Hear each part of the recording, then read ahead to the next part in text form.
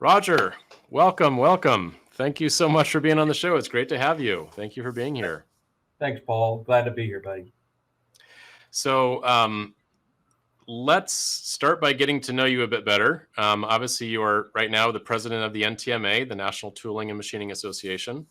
But for those that don't know you, tell us a little bit about your professional history. Well, it's a long history at my age, Paul, but different than some guys that got into manufacturing. I was born into the manufacturing industry. My dad had a shop, and truly, I was born into the machine shop industry. My dad had a shop. I was working in the shop, at 10, 12 years old, doing mini bikes and go-karts and always sweeping the shop. So I got a master's degree in sweeping shops and picking up chips. But so I learned at an early age about manufacturing, and like many kids, I guess the last person I was ever going to go to work for was my dad. And so, Yep. at that point in time, and so I actually went on to school. I got a business degree from Texas A&M, and my dad called me one day and said, "Hey, he had an opportunity in his company," and said, "Hey, would you consider coming in and looking at it?" And I said, "Well, I'd come in and consider a position, not as your son, but if you have a position." And that actually opened the doors for us to work together for the next 10 years. And it was a great opportunity for me. And actually, if we'd have written the book, we'd have lived happily ever after.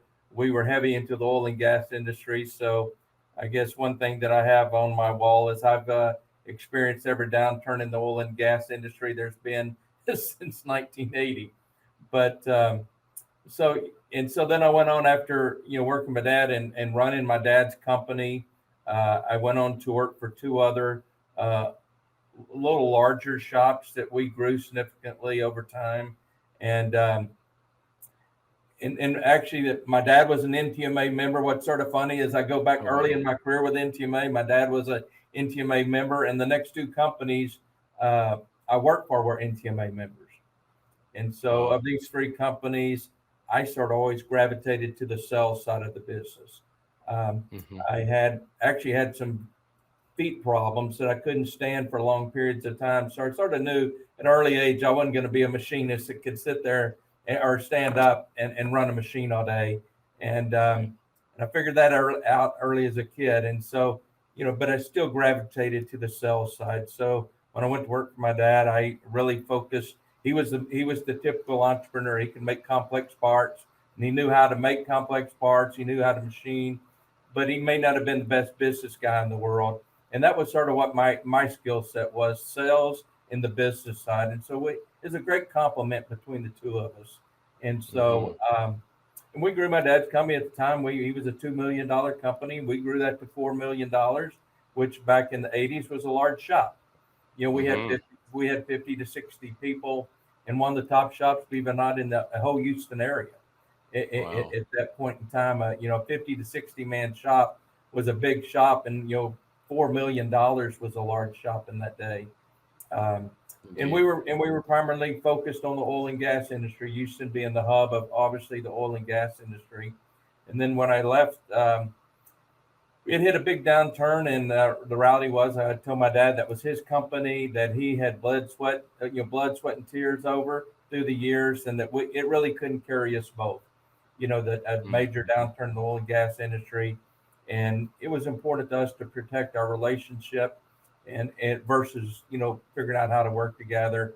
And so I left, and so I stayed out of business. I stayed out of manufacturing for a year actually, because my dad was very well known, very well respected in town.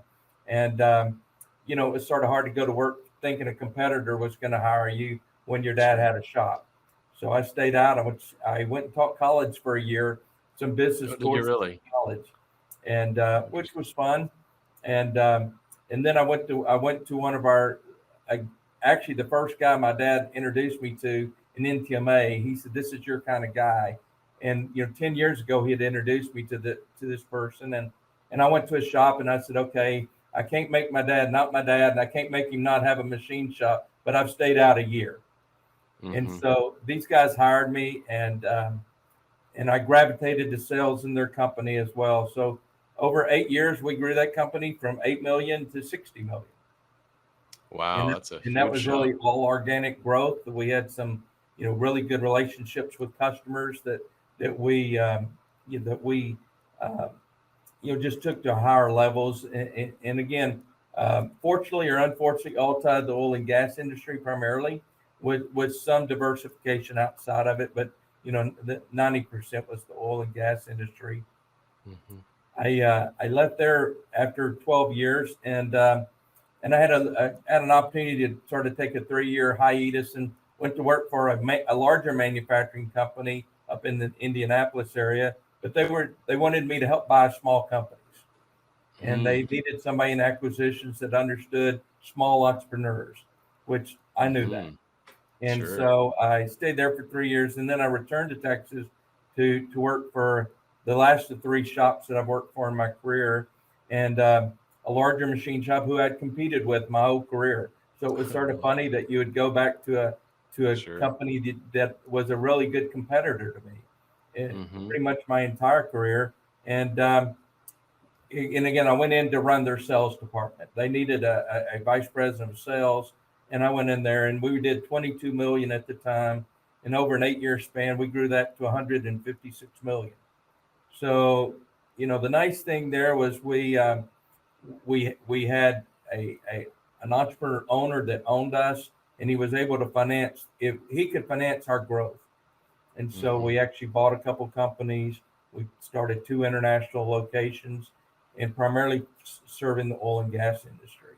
So, and then I left there. I started a consulting business. So I consulted small to medium-sized businesses, which is really my heart. It's the small to medium-sized manufacturer. And so for 5 years, I consulted.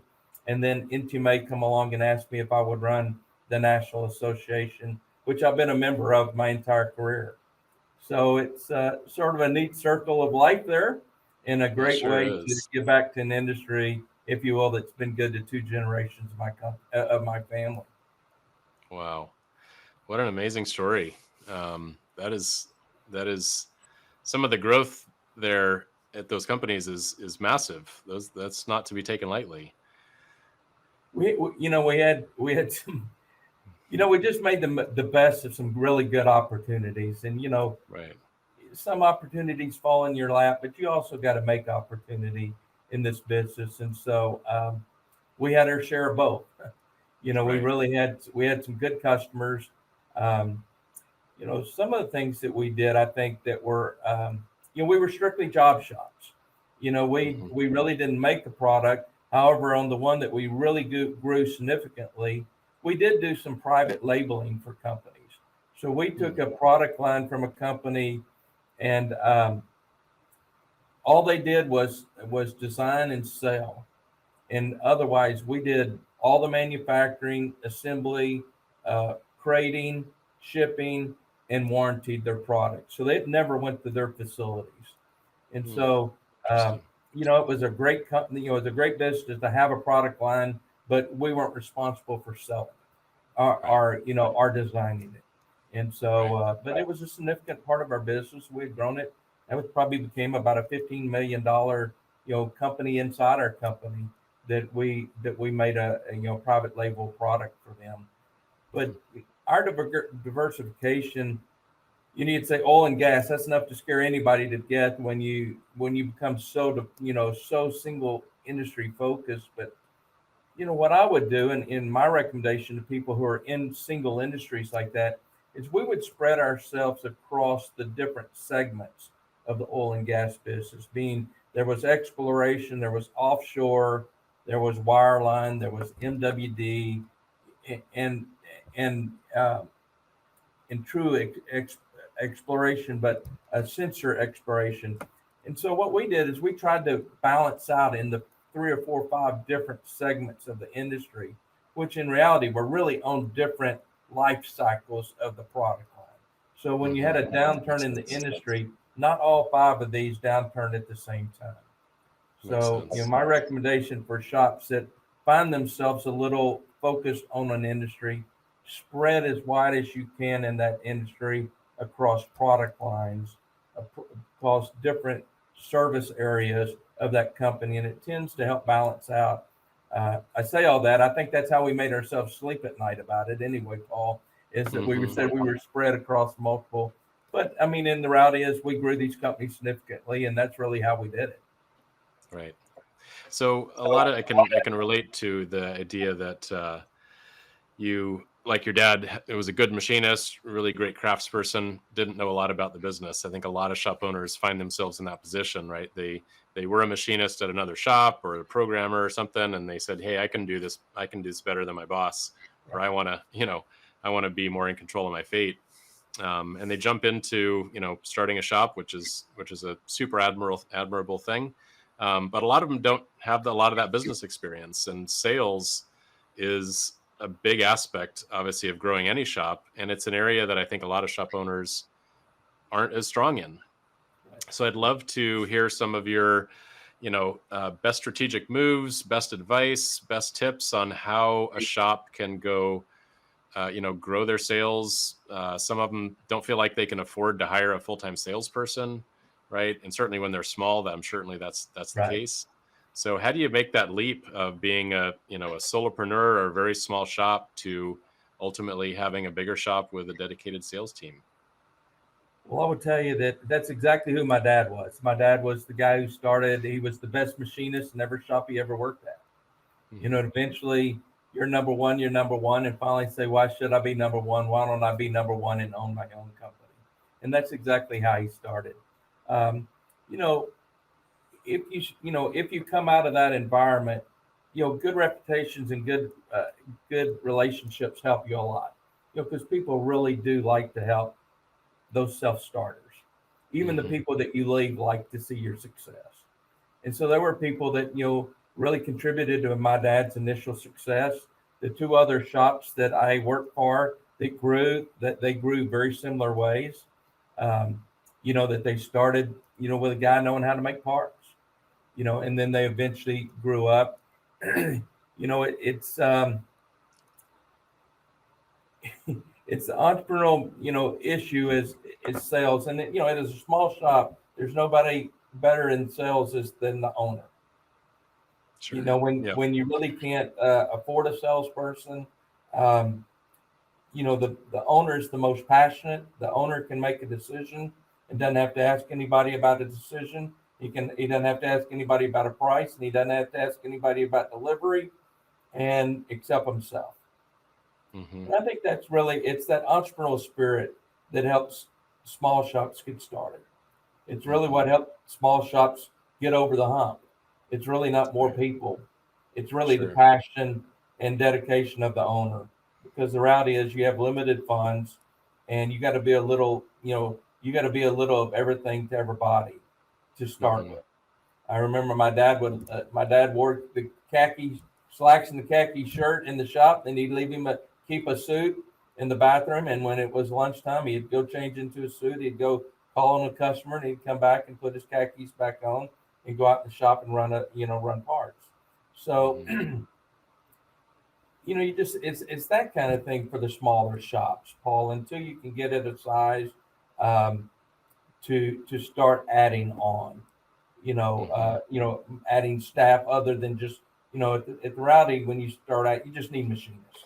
You really need the guys and gals where the rubber hits the road. You don't really, we can figure out a way to buy material. We can figure out this, we can figure out that, but you can't figure out people to cut chips. You need people that know how to put it on a machine and cut chips. And so, I think that's the way most people start. And I think it is probably the way to start. I think obviously the pandemic has changed a lot of that environment. We're used to a guy or gal who started business could go call on a couple of customers that they've dealt with before, or some larger shops. I mean, in my tenure, we subcontracted a lot of work to smaller shops, and that's what I also tell smaller shops to go to larger shops in your area and be an offshoot to them. They have that sales structure. They have that ability to buy raw materials that you don't, but you're a great value to those companies. It's a great way to get your feet on the ground. It's a great way to grow your business, and just be honest with them and what your intentions are. Knowing that there's a day coming that once you grow up, you're going to split out on your own. It's just Sure. all about your integrity, how you do it. And, Yeah. I always, my philosophy is my dad's is honesty was the best policy. This is our plan, and this is what we're trying to do. And we want you to be a part of it, and we want you to help us. And the reality in manufacturing, people do like helping. We really are a good natured industry. And so those are some things we did. And then once you can start, hiring people, it helps. But again, the pandemic really has thrown it off today. For 2 years, we haven't been able to go see our customers. Where you could used to just go down into an industrial park and knock on doors until you found somebody subcontracting some machine work. Today that day's sort of gone. So I think a lot of the smaller shops as well as the larger shops are figuring out how is the new go to market. I think that's one of the big challenges for shops today. It has changed in 2 years. In some cases, I've talked to some of our members that they don't see their best customer but once a year if they're lucky. A face-to-face meeting once a year, and that's with your best customer if you're lucky. It's sort of hard to imagine, but that is the new environment in which we work. So now you're seeing companies, that are lead generation companies that are helping companies get their name out in front of more and more people, because today you just can't get in your car or on a plane and go knock on somebody's door and think they're going to let you in the front door. Number one, they may be working from home, or they just may not let you on their campus. And so the reality is how we go to market has to change. And I think that's been a big change for the small to medium-sized business, whether you're 10 or 100.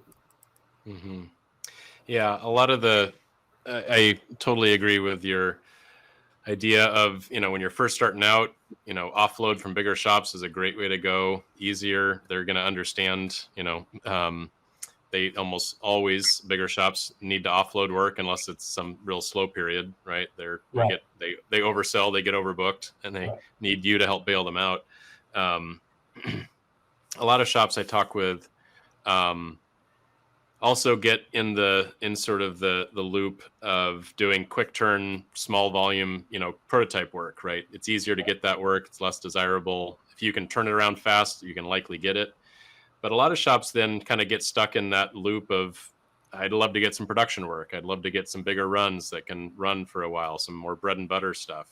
And a lot of times it's hard to, get that foot in the door at a big OEM, a big company that has lots of buyers. And so I'm wondering if you, besides the new paradigm of maybe using lead generation services or whatever, how would you generally advise shops to do that? You even mentioned your dad putting on a suit and doing sales calls, right? So I know that back in my shop days, once we learned how important it is to be what we called sales driven, where we were always doing sales activities.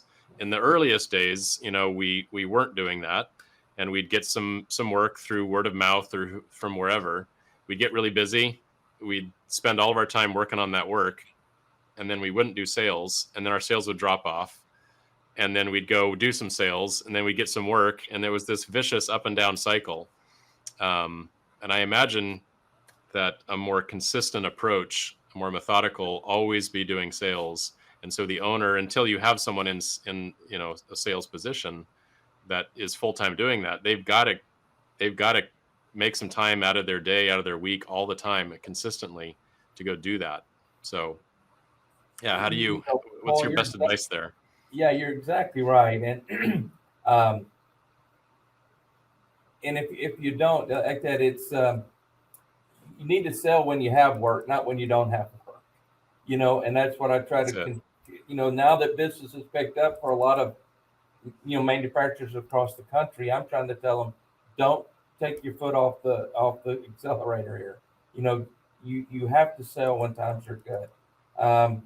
When times are bad, it's just everybody's trying to sell at that point in time. But again, unfortunately, and I'm a big proponent of this.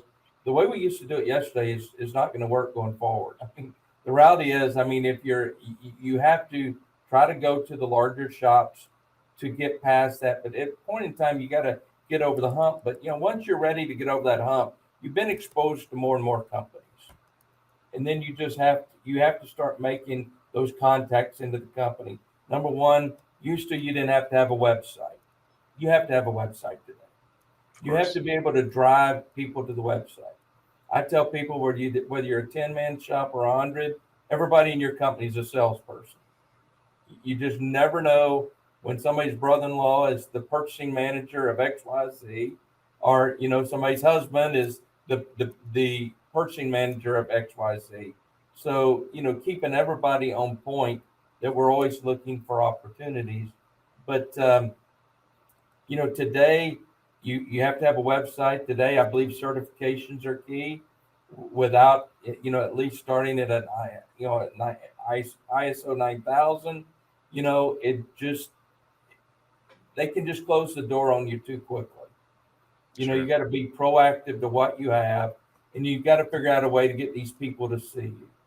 And in today's environment, where that's really become an electronic world that we live in, you have to figure out how to drive people electronically to your business.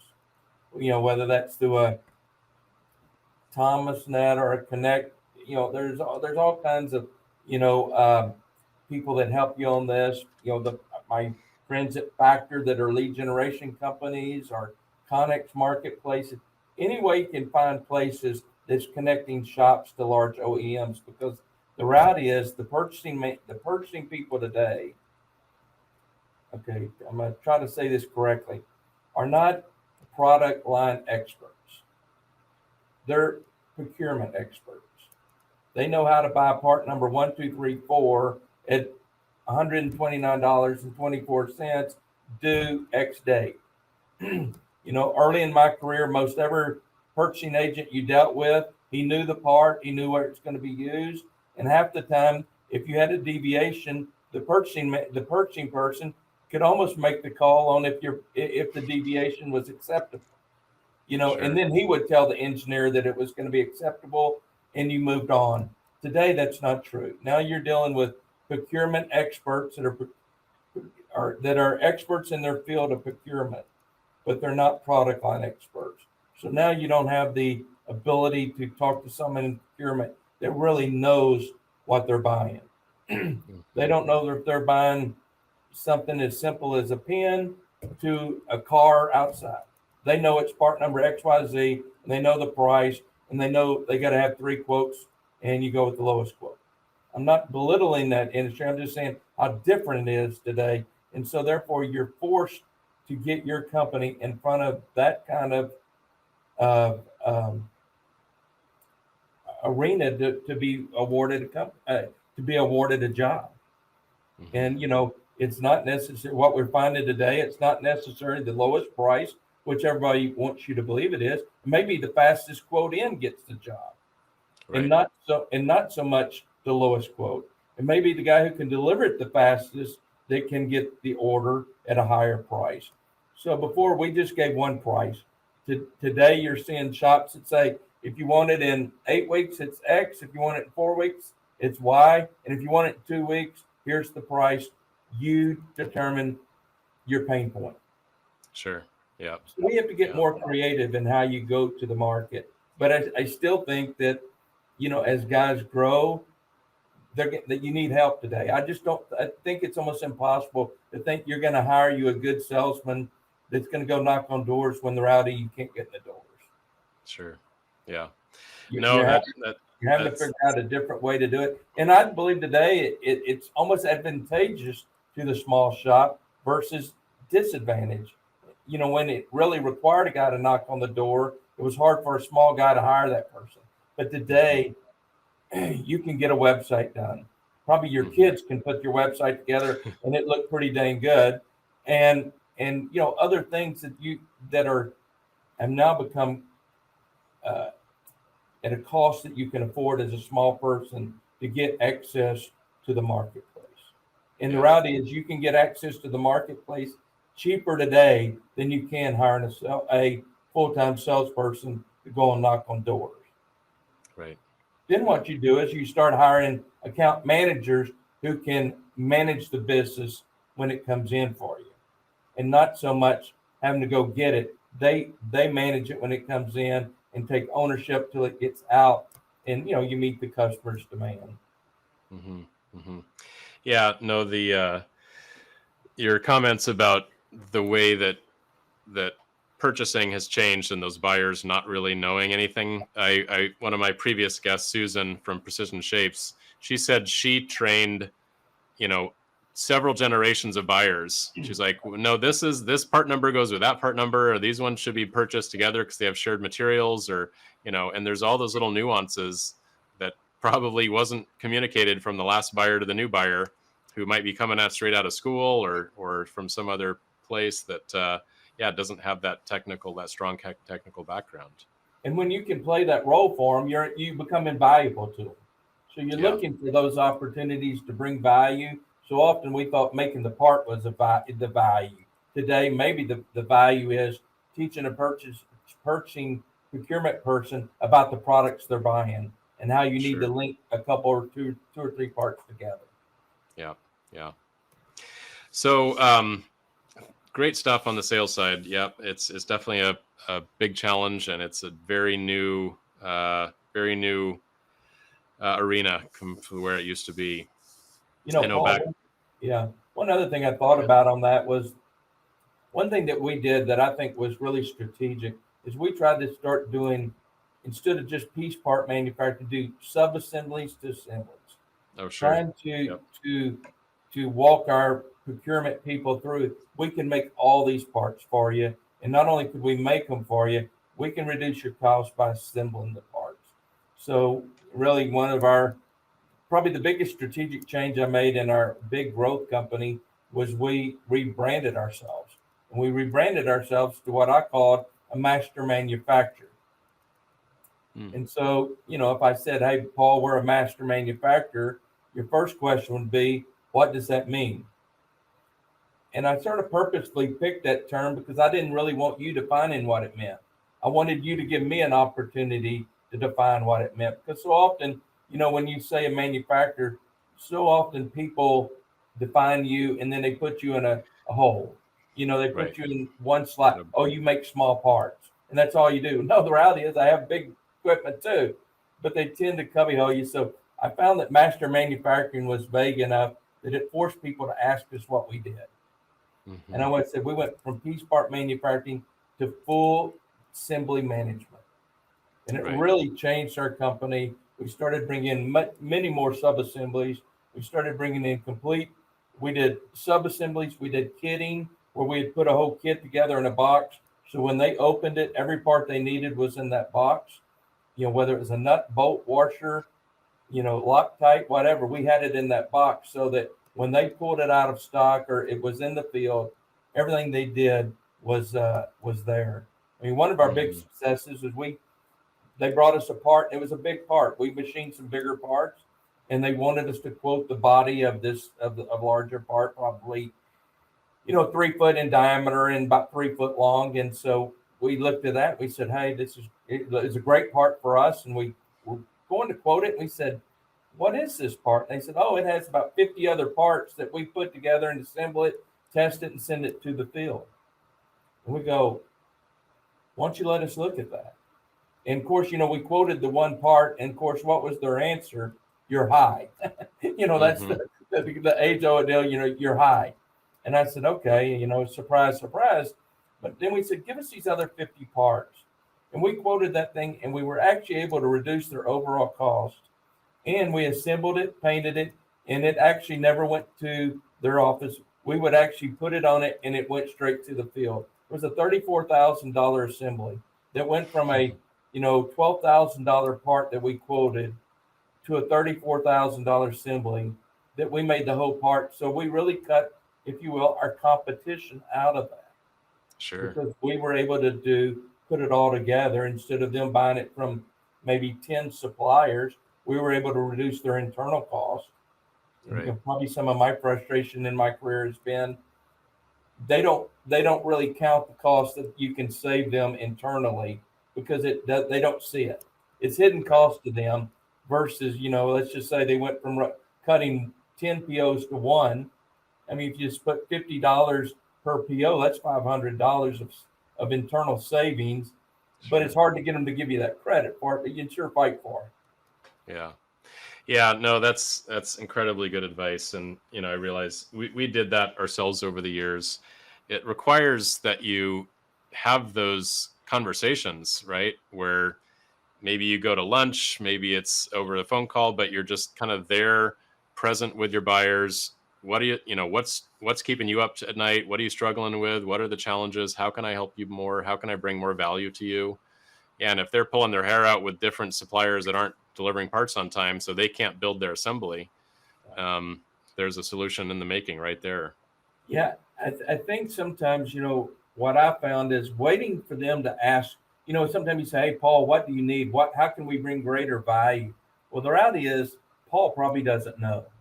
So I encourage shops, you take them what you can do. You look for the value you can bring and say, Paul, look, if you'd buy these 3 parts, we could bring this sub-assembly to you and it would come in one deal. That could keep you from cutting 3 different POs, inspecting 3 different parts. And, don't wait on people telling you how you can service them. Look for ways that you can bring greater value and open their mind to it. May take a week, may take months, may take years, but the reality is start creating their mind to think differently. Because they were taught to buy piece parts. I buy what's given me. Well, did you really think about you could buy all these 5 on one line item and not put in 5 line items? Sure. They're no different nuts. They get a different stack every day. They're trying to figure out, be as efficient as possible. Their efficiency is getting all the ones out at one line item at a time. Let's take it to them and say, hey, have you thought about buying three POs and having 10 line items on a PO and you're done? Right. Yeah. So I'd say, ask, but always give ideas. You're more creative than they are when it comes to manufacturing. Sure. Most often know the product better than they know. I remember there was 2 parts we used to make for this one customer, and one of them seemed like it would fit right inside the other one. And we said, you're buying both of these parts. What happens to them after that? And they said, yeah, we put them together with all these other things. And we said, well, let's see that assembly drawing and maybe we can make your life easier. And sure enough, we ended up doing the whole thing. So good advice. So let's take a bit of a shift and talk about employees. Obviously, you can't deliver parts without good employees, and employee retention and recruiting and culture and having, just a great work environment is so important. How did you guys do that in the companies that you worked in? How did you make sure you had those employees that really were always striving to, help that customer out? Well, as I've already said, Paul, every shop has a DNA. You either have you really, the entrepreneur owner really sets the DNA of the company. And sometimes that's really good and sometimes it may be really bad. And it's hard to change, it's like us. It's hard to change your DNA. The reality is you can't change the DNA of who you are, the makeup of who you are personally. So companies, and I found this out the hard way in buying companies, in starting companies. You buy a company, you're buying somebody's DNA. Yep. And if you don't accept some of their DNA and think you're going to force it into yours, it's a real challenge. It's really just almost impossible. So you have to figure out how to merge, companies. But of course, in my dad's shop, honestly, my dad was a machinist, so he had empathy for the guys on the floor.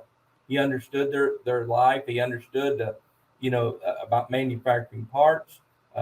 He told me a story. He told me a lot of stories early in my career that I kept with me for a long time. But he said he figured he had a part that nobody else could make, and his one guy figured out how to make this part.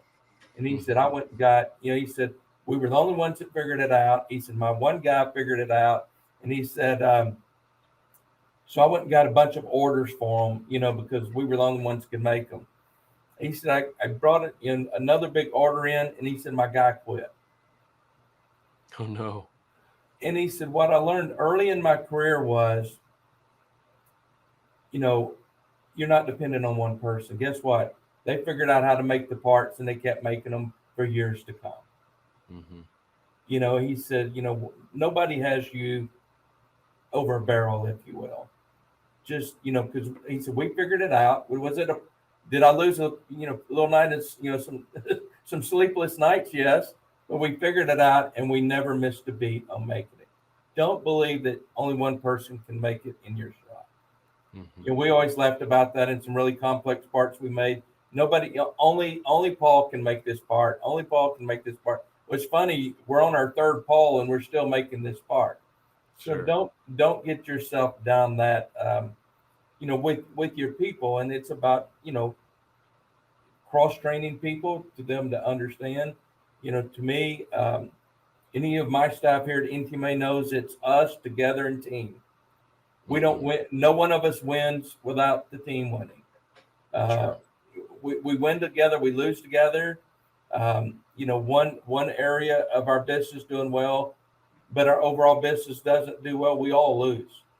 And so, you know, to me, it's been a team environment. So my dad had great empathy. I worked for larger companies that really created that I hate to say the family environment, but a team environment of everybody that worked there felt a part of the company. Of course, you know, I come from a time frame where people demanded you to be at work. I mean, there was no I don't feel good or I'm thinking about going to a 4-day week. You know, I was in that era that there was none of that was tolerated, to be honest with you. Mm-hmm. You know, versus today, it's a little more of a challenge with some. You know, we see the way our work, the workplaces, you know, changes in the workplace. So, and then the last one that we grew significantly, you know, we started companies, we bought some companies, and it was much more of a challenge buying a company with a different DNA. Mm-hmm. You know, what you tried to do is you tried to enhance their DNA instead of changing their DNA, enhancing their Mm-hmm. DNA. And I found that to be the best success because, and I think you just my philosophy in life. I want to treat employees like I like to be treated, and if you do Sure. that, you know, and a lot of things I do today in my management style is because people treated me different and I didn't like it. And Mm-hmm. so I try to manage people the way I like it. I try to be empathetic. And today is when everybody needs people. You have to be a place that people feel comfortable. And I Yeah. think I think going forward that we're going to have to be flexible. We're going to have to consider flexibility. Where early in my career there was no flexibility. Yeah, we work Fridays and we work 6 days a week, and you know we're going to work X, and if you don't like that, you know, hit the road. But Mm-hmm.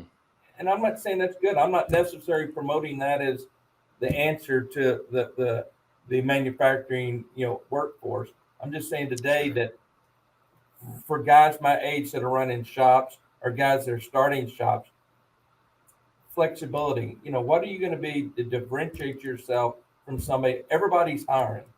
What are you going to Mm-hmm. do to differentiate your company to be the place somebody chooses? Yeah. Because the reality is in the need of workers today, there's going to become a time there's just flat not enough people to work. And there's going to be Right. winners and losers. We've never been in that environment where there were going to be winners and losers. We Right. need this many people. We need this many people. There's only this many people available. Somebody's going to lose in here. And what Mm-hmm. are you going to make it that you're not the one losing? How are you going to make it that your place, your facility is the one people want to Mm-hmm. be a part of? And it's a real Yeah. challenge. I don't think all the answers or all the books have been written how to do it. But I think Yeah. differentiating your shop, just like you do your machine, your capabilities, I think you're gonna have to do the same thing with your people. Because at the end of the day, we're all, you know, if we had enough money, we could duplicate each other's shops. We could buy a building same size. We could buy the same equipment. So what differentiates us? It first starts with your people. Mm-hmm. That 100%. is the differentiator, not Yeah. the equipment. We can duplicate the equipment. It's the people. So now the question is now, how do you have a culture that drives people into your organization to feel a part of something and feel a part of growing something? Um, Mm-hmm. let's face it, early in your career, most people didn't really think about wanting reports from the company. Today, they want to be engaged in the company from top to bottom. Hmm. And there's Yeah, a happy medium in there somewhere. sure. So one of the as our shop grew, one of the things that we always tried to pay attention to was, people that are engaged at work feel like their voice is heard, right? If they have an idea, if they're frustrated by something, they can say something or make a suggestion. When you got into pretty large companies, or grew them very large, how did you um, try to maintain some kind of system or mechanism so that a shop floor employee who has a great idea for how to do something different or better, can get that into a place where some action actually happens? You have any advice or guidance on that? What we did is we were focused on that big time, and what we did is we did it to our managers. As a company, we really weren't touching every employee of our company when we got, we had multiple facilities, but our two largest were 200 to 250 man shops. So we couldn't touch every person, but our deal was through our management team for them to stress to our people, look for ways to improve it. And Hmm. when you see them, bring them upstream that we can make the changes needed. Now, I will say, at times we did it better than others. It's a constant fight. It's something that doesn't come easy. It's not something that you don't fail on. But if you fail, just next time do it right. You know, Hmm. you try to make. I try to get people to understand the cost of things, and the more you can explain the cost to your people that they understand the cost, I think it helps them to be um, better stewards of what they have in your shop to use. Yeah. Yeah. Um, Yeah. Well said. So, love to shift again a little bit and talk about technology.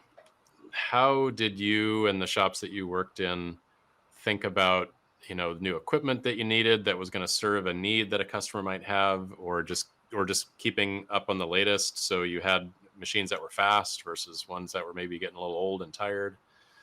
How do you, in terms of how much of your budget spending on new equipment, or how do you even approach that whole topic? yeah, great question, Paul. Yeah, I would say early in my career, and midway through my career, I think it was just keeping up with current technology. That was more of a focus at that point in time. Make sure that you were keeping up with sort of the newest of machine technology. And I would say for the most part, when you're more in not high volume manufacturing, small to medium sized lots.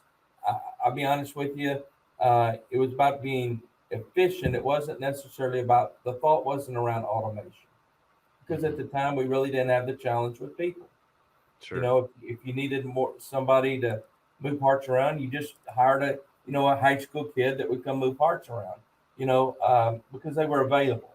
And so it really Hmm. didn't force us into, to me in the recent, I would say probably 10 years, has really, we've been forced, uh, we've talked about automation for a long time, but now you're being forced into automation, whether embrace the word or not today. uh, you have to automate because you have a workforce problem. You have the need for more people. So I'd say most time early in my career, halfway through my career, it was just keeping up with the technology of equipment. I would say Right. the last part of my career really became how can you become more automated. I remember we went from 30 machine tool loaders to 260 machine tools. We were willing to change out a 32, tool holder machine 5 times to run a part. When we finally said this is crazy, and we got a tool magazine that would hold 250, and we could load it one time, and Right. then we were just down to having to move the part occasionally. But we also started buying larger tables. And your opportunity for errors every time you move a part, you reset up a part on the machine, and then when you're resetting tools. So if we could do that, and so that was sort of some of the improvements we made along the way. And now there's just becoming more and more automation opportunities that are being, and that's what I really promote to NTMA members. You have to look at things in your operation to find things that you can automate. There's something in every shop that can be automated, and the reality is, I'd say it's doing more with less. It's doing more work with the same number of people you have. We just I think in California the other day, well, the guy said he went from 27 people to 10, and he was doing or 17 people to 10, and he was doing 10% more revenue today because he had automated. Yep. Yeah. That's the story of automation. Absolutely. 17 less people, and he's doing more revenue. That's got to become the mentality of U.S. manufacturers. And I think that is, that's tied to obviously to new technology on pieces of equipment. But we have high-tech equipment in our shops today that really aren't automated. That could be, you could put an arm on it, a robotic arm, move pieces, whatever you wanted to do. But I think that's where the industry's going, and you just have to figure out how you can take, find an hour or two of a guy's time that you can repurpose him doing something else. Mm-hmm. Yep. So I've started seeing the whole move through my career, from just buying more equipment to do much more of the same, to getting equipment that would do more on the piece, on the machine tools. But and I think the other thing is we're finding through some of our friends like paperless parts that are now looking to streamline the front office, the front office automation of time. Of course. Used to, when we're looking to efficiencies, where do you go? You go to the shop floor. Where do you go? You go bang on the machinist to make the part faster. Yep. And that's where we always go. That's where the manufacturing is always given. But it's good to start seeing other areas of your company that you can streamline, that you can become more efficient. It's being proven today that a buyer's not going to wait 2 weeks for a quote. Mm-hmm. For sure. They want a quote in a day. And I remember they used to tell me that. I'd say it's the craziest thing in the world, and it can't be done. I remember saying that and passionately believing it. Mm-hmm. And as I tell people today, I said, I was that person then, but today there are people doing it. And don't fool yourself to thinking it can't be done. Yeah. So you've got to look throughout your whole, from the front door to the back door, of ways of streamlining, efficiency, and what you can automate in the process. And to me, that's the new manufacturing era that we live in. Because if you go back to that winner and loser of people, you're going to have to figure out to do more work with less people. Mm-hmm. Yeah. Very good. So as we start to wrap up here, I'd love to hear a couple things. One, I'm going to ask you to plug NTMA a little bit at the end, so people know more about it and why they should possibly be a member. But so for a relatively new shop, or a shop just starting up, what would you give them as your best advice that you've learned over the years that they should really focus on because they could, there's so many things to focus on, right? Whether it's doing sales, whether it's doing lean, whether it's, automation, how does a shop owner divide their time most effectively to get the maximum output? Well, Paul, I always, a lot of what I'm talking about today is what I discuss with NTMA members. But what I tell shops today is, don't go it alone. Don't, I realize you're the one putting up the money, you're starting a shop, but you need to be a part of a larger community and people around you. Mm-hmm. Success today is much harder for one person to go out and start a shop and be successful. You have to network. You got to have a network of people that that can help you. You got to be able to, it's nice that you can be a part of a larger community and may get a lot of your problems figured out for you by those people. Those people can also open the doors to you for work. Mm-hmm. It's that networking that a lot of people don't miss. They don't think I think sometimes think I don't need anybody help. I don't want to ask for help. Well, let me tell you what, in this industry, we're all in this together. And today, manufacturers, we need each other worse than ever before. We need good competitors worse than ever before for the sake of U.S. manufacturing. And the stronger that U.S. manufacturing can be is good for everyone. And I believe that, again, don't go it alone. I mean, from our government wanting to take every tax dollar you have from your company to being open, having opportunities for somebody to introduce you to a customer, that networking is the invaluable part of it. You have to sort of figure out what your need of how you balance your time in your shop is. But I think the owner always has to realize he's really everything to everybody. And I know that's a tough road, but that's the part of entrepreneurship we all love. I mean, that's why we started these companies. But you got to realize nobody can sell, nobody can commit to the company like you can, because you know whose money you're spending, you know whose time you're using, it's yours. Mm-hmm. And so Yep. if I said what the price is, I have to go and ask you, Paul, is that okay? Well, an owner can go and make those definitive decisions quickly, and people Sure. like that definitive, and those is what really kick people off to being successful and growing their company, because they like that definitive relationship with shops.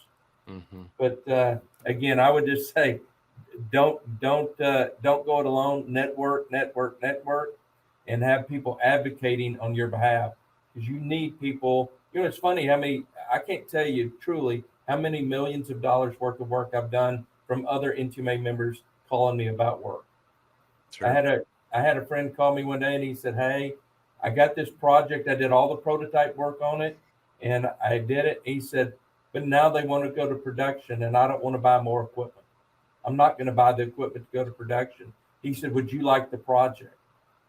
And I said, "Well, tell me about it." And I said, "Sure." He said, "Okay, I'm going to introduce you to the guy. I'll tell you this. I'll tell you that." We did it. We did over $1.5 million for the next 3 years for that customer. And my Wow. friend, who was a fellow competitor, was thrilled as punch, and I was thrilled as punch. And Right. we did it all because we had a relationship through. Actually, it was a second generation. His dad and my dad were good friends. We become good friends because we were the second generation. But he just called me and he says, "There's nobody I think I'd rather have this project than you if you want it." Right. And so I've moved so much work around to other members, and it's because of trust. That I can trust them. I know they're not going to go after my customers, and it's the integrity of it. And then Mm-hmm. I might can do more work. Today, subcontracting among each other. If you can't do all the work, subcontract. Do Sure. you have to become an additive shop today? No, but I would dang sure have an additive partner that I could go to if somebody sent me an additive part. I would have an additive partner so we can handle that for you too. Sure. Yeah. Yeah. We always had, sheet metal partners and various other Right, companies, EDMs, things that we didn't have that we would always lean on and rely on, and vice versa. Right. right, right. So, Absolutely. yeah. That's where you're in it together. Yeah. Well, you kind of answered both things at once. What should a shop do today? Partner, and that's obviously an answer for what NTMA is all about, right? That's correct. So, and I couldn't agree with you more. I think a lot of shop owners um, can fall in the trap of getting in their own little bubble, right? Where they have they have what they know, they have their people, they have their equipment, their customers, and they don't get enough perspective outside of the company. And I know that it was just immensely invaluable for us to go to conferences, meet other shops, talk, go have lunch together, brainstorm with each other, just share what you're facing today with problems. Almost every shop owner will have been facing the same kind of problems, and like you I said do. earlier on in our conversation, this community is so helpful, Right. is so supportive. People will go out of their way to help you out. And I just love that about the metalworking community. My dad used to tell me, he said, "Son, don't go try to solve the problems." He said, "Take them to your NTMA friends." He said, "Somebody there has already solved the problem, and they'll tell you what the answer is and save you a lot of time." Yep, And absolutely. that became very true. I mean, we laughed about it. He said, "An NTMA member will tell you everything but their customers." I told him before he passed, I said, "Dad, today we talked about our customers." Yeah, yeah, It's a close knit group, and that's what makes manufacturing fun. yeah. It sure does. Well, Roger, thank you so much for joining me today. It was just great to sit down and chat with you. Thank you for sharing your wisdom and your experience. I know there's folks out there that'll get a lot out of that. So thank you very much. Well, I appreciate it, and just from a plug of NTMA, I would just for anybody that doesn't know, NTMA is an association of 1,000 precision manufacturing companies across the United States that network together on from technology to education to learning to benchmarking from each other and learning from each other. So, and I say be a part of a community. We are the voice of. I believe we are the voice of small, medium-sized businesses in our nation.